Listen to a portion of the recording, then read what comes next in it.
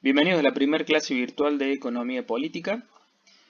Estas clases las vamos a ir subiendo al Classroom después de haber tenido las clases presenciales. La idea es realizar una revisión y reforzar los temas vistos. También, en el caso de que surjan dudas e inquietudes, proponer un espacio de intercambio.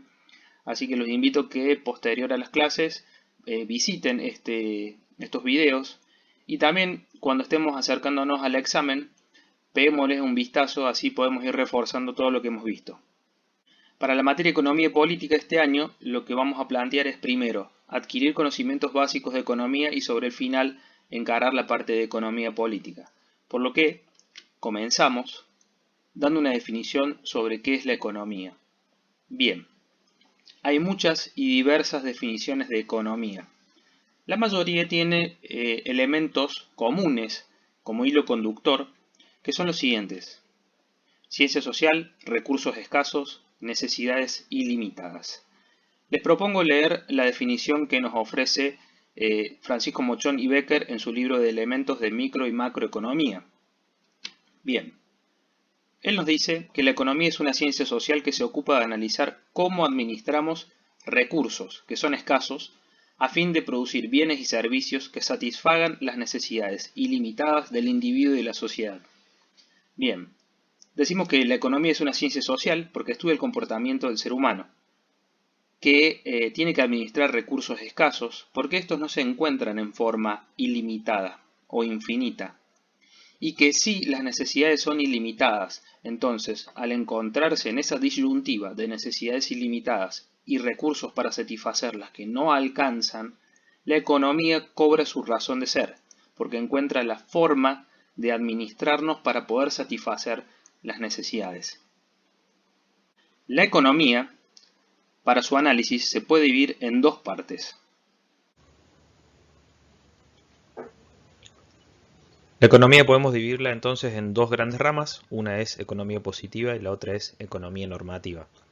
Si recordarán lo que vimos en clase, el positivismo es aquella corriente filosófica que afirma que el conocimiento proviene de la experiencia, a la vez que se obtiene mediante el método científico.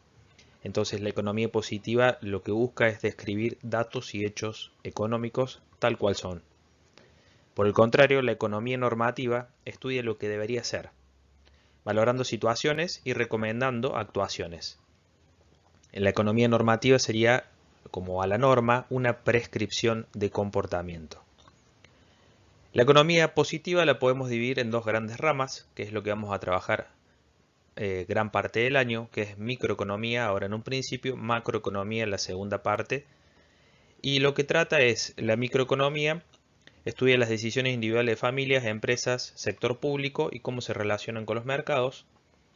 Y macroeconomía estudia el funcionamiento de los grandes agregados económicos, que puede ser una nación o una región económica, y cómo funciona en su conjunto. A la vez, de la rama que se subdivide de economía normativa, encontramos lo que es política económica, y aquí vemos el conjunto de medidas que toma el sector público, o sea, el gobierno, para mejorar la realidad de un país. A grandes rasgos, esas serían las ramas en las cuales está dividida la economía.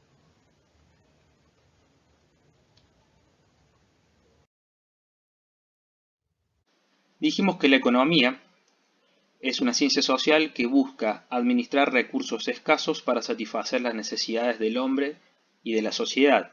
Bien, estas necesidades las podemos estructurar en una clasificación de tres partes: primarias, secundarias y terciarias. Si recuerdan, esto ya lo han visto en educación tecnológica en años anteriores, y lo que nos habla esta clasificación es que vamos de lo más importante a lo menos importante. Primario es algo que depende de nuestra satisfacción de ello, nuestra supervivencia de ello, como respirar, alimentarse, descansar. Y después pasamos a necesidades secundarias y terciarias, que van descendiendo en el nivel de importancia. El psicólogo norteamericano Abraham Maslow propuso una clasificación de las necesidades que es un poco más compleja y elaborada que la anterior que vimos, y la divide en 5 partes. y nace desde la base de la pirámide, que son las necesidades fisiológicas, avanzando a seguridad, necesidades sociales, necesidades de estima y necesidades de autorrealización. Como ven, también tienen un orden de importancia, desde la base de lo más importante hasta la autorrealización que se encuentra en la cúspide. Con este orden, lo que él plantea no es que una es más importante que otra, sino que para una vez adquirida, concluida, satisfecha una de las necesidades más básicas, recién podemos empezar a pensar en una de nivel superior. Por ejemplo, si yo no respiro, no puedo pensar en seguridad física o seguridad de empleo. Si yo no he comido, es muy difícil que considere las necesidades sociales de amistad, afecto e intimidad. Por lo que una vez que yo he satisfecho, por ejemplo, la necesidad básica de alimentación, de descanso, recién puedo ahí subir en la pirámide y avanzar hacia otras necesidades de otro nivel. Bien. ¿Por qué es importante entender el tema de las necesidades? Bueno, porque el objeto de la economía es satisfacer necesidades. Y en un mundo de recursos escasos, la economía va a tener que administrar esos recursos para satisfacer necesidades que muchas veces las tiene que priorizar en sociedad. Entonces, por eso es importante entender qué son las necesidades y cómo se clasifican. Existen tres leyes de las necesidades, tres principios que rigen en la economía.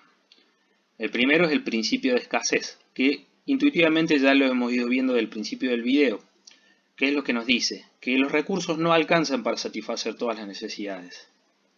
El segundo es el principio de conveniencia. ¿Y a qué se refiere esto?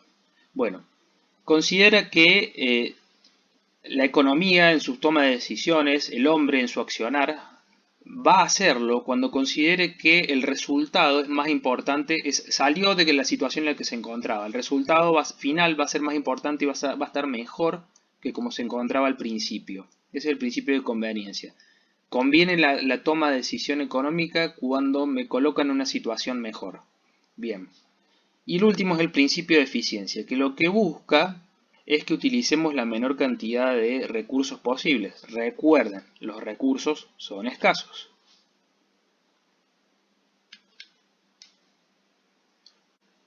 La escasez, que es la falta de recursos, es un concepto relativo en la economía. Así encontraremos países sumamente desarrollados, como el que le puse en la foto a la izquierda, que es de los Emiratos Árabes, y otro país, como el que está en la derecha, que es la India. Como verán, ambos países seguramente tienen necesidades a nivel económico, y como habrán visto con la pirámide de Maslow, probablemente se encuentren en niveles distintos de la jerarquía. La escasez es un problema universal, porque los recursos no son ilimitados, pero probablemente los problemas de escasez que tenga Emiratos Árabes sean muy distintos de los problemas estructurales que tenga aquí el ejemplo de Nueva Delhi en la India. Por eso entender desde dónde se lo mira, el vaso medio lleno, el vaso medio vacío, y entender que la escasez no es lo mismo en el continente africano que en el continente europeo. Bien. Avanzamos. Decisiones económicas. La escasez, o sea, el desequilibrio entre nuestros deseos y los recursos existentes, nos obliga a tomar decisiones económicas. Bien, la toma de decisiones requiere considerar unos objetivos frente a otros. Este problema se le plantea tanto a las empresas como a la sociedad y principalmente al gobierno, cuando debe decidir, por ejemplo, si destina más recursos a la educación o más recursos a la salud. Bien, cada vez que decidimos utilizar los recursos escasos de una forma, renunciamos a la posibilidad de utilizarlos de otra. Y allí nace el concepto de costo de oportunidad. El costo de oportunidad de un bien, dice la definición, costo de oportunidad de un bien o de un servicio, es el valor de otros bienes y servicios a los que se debe renunciar para obtenerlo. En otras palabras, es aquello a lo que se renuncia para obtener alguna cosa a cambio. Y este costo de oportunidad lo van a encontrar a lo largo de toda su vida en todo, no solo en la economía. Por ejemplo, aquel que tenga que sopesar una decisión, por ejemplo, entre estudiar o trabajar, entre elegir un trabajo u otro, entre mudarse a una casa o a un departamento. El costo de oportunidad es algo que está siempre presente y que nos hace pensar en que cuando tomamos una decisión estamos realizando un renunciamiento frente a las otras alternativas. Para materializar el concepto de costo de oportunidad, vamos a verlo plasmado en este ejemplo con una herramienta que se llama frontera de posibilidad de producción. A modo informativo les cuento que la frontera de posibilidad de producción es un modelo que refleja las cantidades máximas de bienes y servicios que una sociedad es capaz de producir en un determinado tiempo a partir de los factores de producción y tecnología que disponga. Este modelo se utiliza para conocer si un país está utilizando todos los recursos que dispone o si tiene capacidad ociosa y no la está aprovechando. No vamos a profundizar en ello ahora, pero sí lo vamos a utilizar para ver el concepto de costo de oportunidad. Así como en clase planteamos el ejemplo de un país ficticio donde destinaba todos sus recursos para hacer dos bienes. Recuerden el caso de este país llamado Melmac, que es habitado por el extraterrestre Alf. Allí Melmac se encontraba en la disyuntiva porque tenía un campeonato de fútbol importante que atender y además una pandemia. Entonces tenía las dos opciones, si destinar todos sus recursos a producir estadios de fútbol o a producir hospitales. Creo que el sentido común los ayudaría en esa elección, pero en Melmac es una decisión importante y para sopesarlo se plantearon en este modelo de frontera de posibilidad de producción las distintas alternativas productivas. Y como verán, en el eje X están los estadios y en el eje Y están los hospitales. Bien, si Melmac decidiera destinar todos los esfuerzos económicos a producir solo hospitales, le alcanzaría para hacer 9. Y si destinara todo el esfuerzo económico para hacer estadios, le alcanzaría para hacer 3. En el medio están las combinaciones. Bueno, por ejemplo, si Melmac hiciera un solo estadio para esta Copa del Mundo, estaría renunciando a 3 hospitales, como verán en el caso en la tabla, de 0 a 1 y de 9 a 6. ¿Qué refiere a eso? Bueno, ahí estamos viendo en forma materializada cómo ante una elección yo renuncio a algo. Decidí hacer un estadio, por lo cual quité recursos para la construcción de hospitales y por lo tanto podré hacer menos hospitales. Esta tabla que ustedes ven a la derecha también la van a ver en la recta que representa las distintas combinaciones.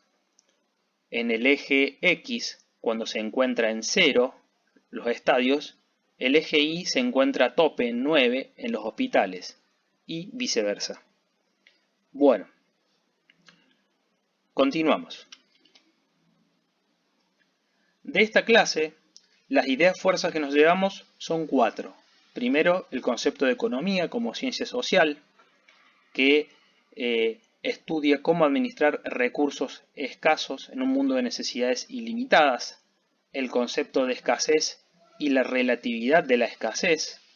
El concepto de necesidades, su clasificación y la propuesta que nos hace Maslow a través de su jerarquía de necesidades. Y el concepto de costo de oportunidad, que es lo último que vimos, que es ese renunciamiento que hacemos cuando elegimos entre varias alternativas. Bien, con esto hemos finalizado la primera clase virtual. Espero que les sirva para reforzar los conceptos que vimos en forma presencial. Por cualquier duda y inconveniente siempre pueden contactarme por Classroom, por correo electrónico, por teléfono. Y pueden también comentar en este video cualquier duda que les surja, yo estaré respondiéndoles. Desde ya muchas gracias y nos vemos en la próxima.